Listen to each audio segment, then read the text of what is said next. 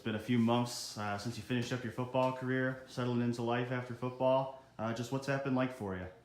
Yeah, it's definitely been an awkward transition for sure because you go from playing at, especially at Ohio State, where it's extremely intense, very hard workouts, hard practices.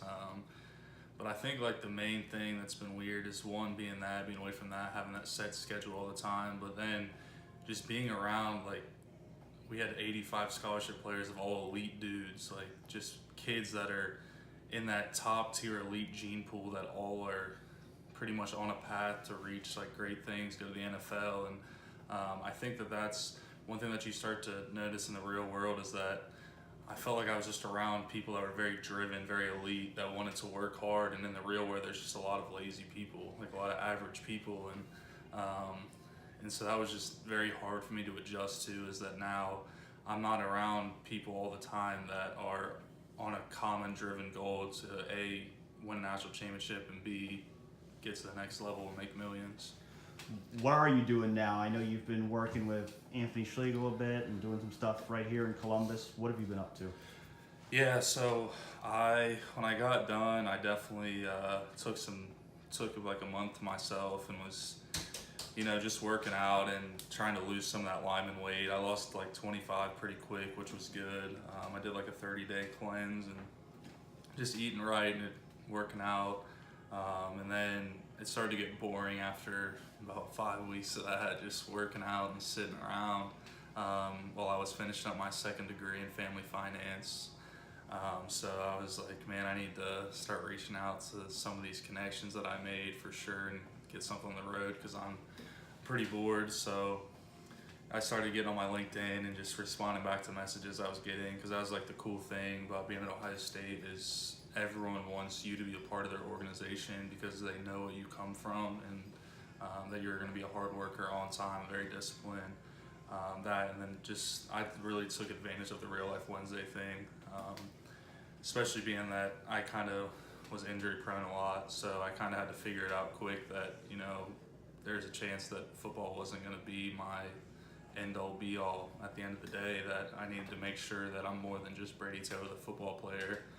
So I did a lot of internships and stuff and talked to all those people, and I had in my mind exactly what I wanted at this point in my life at age 23, and I got a call from Anthony and he kind of offered me exactly what I wanted to do in sales, and so I've been doing that since March 1st. And it's going good. It's awesome because I'm his first hire, so I get to see a business from the ground up rather than taking just a regular sales position where it's just sell this product, sell this to people, and you don't get to see the whole accounts receivable, accounts payable, the shipping, the struggles of being a two-man business. And he's just very open to letting me see the whole ins and outs of the business, which is huge for me right now in my life, because I really need that, because you can read books all day, but until you get to see real life how it applies, you'll never learn it. So I've been doing that, traveling a little bit with him. We were in Kansas City last week, and it's also really good because, like we talked about earlier, just being away from the game, it sounds all fine and dandy until you realize, like, man, I'm never gonna play a competitive sport again, probably.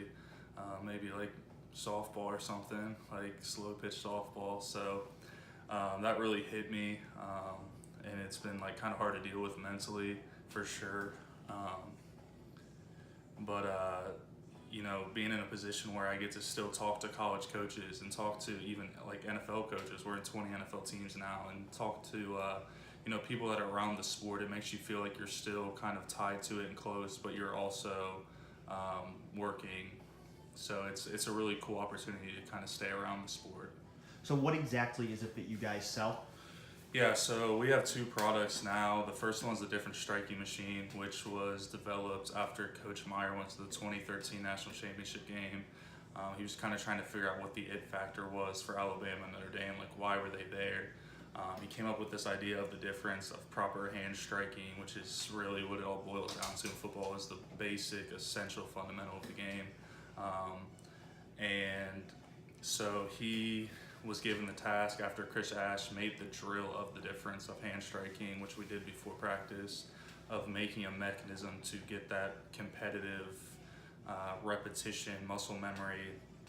So he kind of cut a 2x4, wrapped it in carpet, welded some metal together, and kind of made a beta prototype and was putting it up on the walls right outside of the training room, right going to our cars. And it kind of caught like wildfire among the players because being at a place like Ohio State, everyone is hungry to get better. Everyone's hungry to perfect their skill of their craft.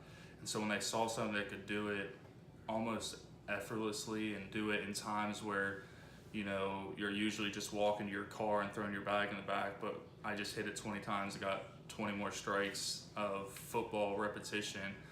It kind of caught wildfire, and I think he realized, man, I've really got something here. So went and got his MBA and ended up giving up strength coaching and launching this business.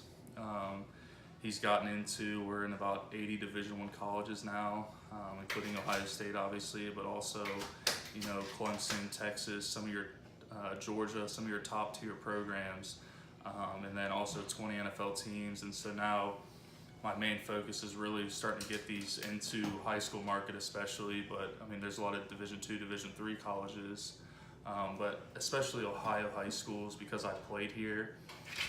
But secondly, because my first year when I got here, I tore my shoulder up pretty bad basically because of the movement of the difference. Playing in a small Catholic school, you kind of get away with bad fundamentals when you're bigger, faster, and stronger than everyone. But when you start going against Noah Spence, Joey Bosa, Sam Hubbard, and they go on an inside move and you try to strike them outside on their shoulder pads, that's what happens. You tear your shoulder out. And so that's why I really have been stressing the importance of this machine, because I know personally what happens when you don't have the proper technique. But also because the first prototype that we got of it was actually right towards the end of when I was on that bubble between whether I could play or not on the shoulder, and we got the difference, and that's what I started rehabbing on to find out how much strain I could put on this shoulder. And so you get 4 different springs, and so I could kind of judge how ready I was to play based on how hard I was hitting each spring as I went up and whether I was going to be able to do certain drills at practice that day. And then the transition from tackle to center was also huge, using the difference because it's a whole different world. Your feet are parallel. You've got 300-pound nose tackles trying to rip your face off that are right on top of you. And then snapping the ball, which when I first thought about it at 20 years old, I'm like, this is stuff that like 10-year-olds struggle with. And it's like, no, it's all levels. When you make a drastic switch like that, it's definitely hard. And then our second product is the Pit, which is a mobile training device, which is basically an Olympic rack or a weight room on wheels.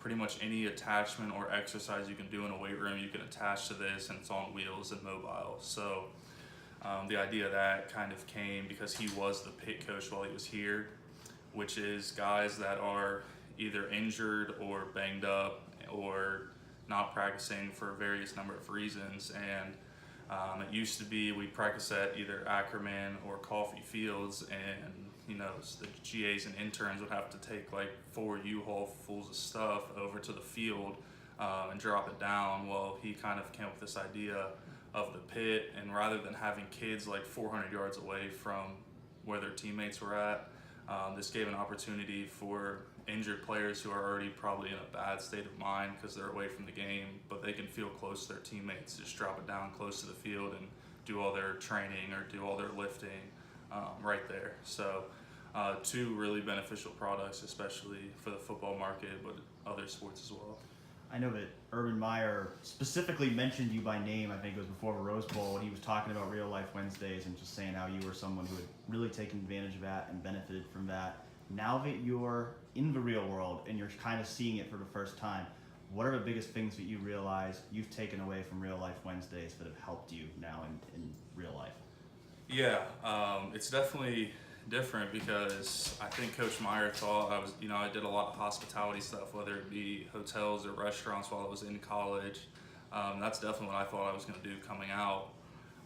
But at 23, that's kind of and I just gotten done with 5 years, and committing to 12, 13-hour shifts when you're right on the verge of possibly, getting married, starting a family here in the next few years, it's like you got to really take that into consideration. So when I got this offer, it was like perfect for where I'm at right now in life.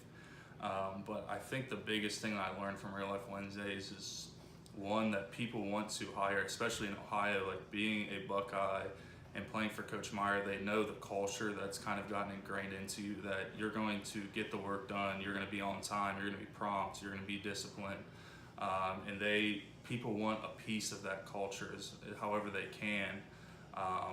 And pairing that up with the idea of the Real Life Wednesday and learning how to talk to these top business professionals and how to make a resume, how to make it look, how to address them when you approach them, having those key facts about yourself, the elevator talk when you go up, were all things that were covered in Real Life Wednesday. So when you pair the fact that they already want you to be a part of their organization with them giving you the tools to establish yourself as a candidate for the job, it's just like a cherry on top. So Real Life Wednesdays, taking advantage of that while you're a player here, especially with Ohio companies, and just learning how to talk to people, how to put on a shirt and tie, how to shake a hand. It goes an astronomical length. I've got so many contacts now at my fingertips that when I'm ready to, or at whatever point, if I want to find a different profession or go into hospitality or finance, which was another big one that I had a lot of opportunities in, then I can do that because of Real Life Wednesdays and the contacts that I established.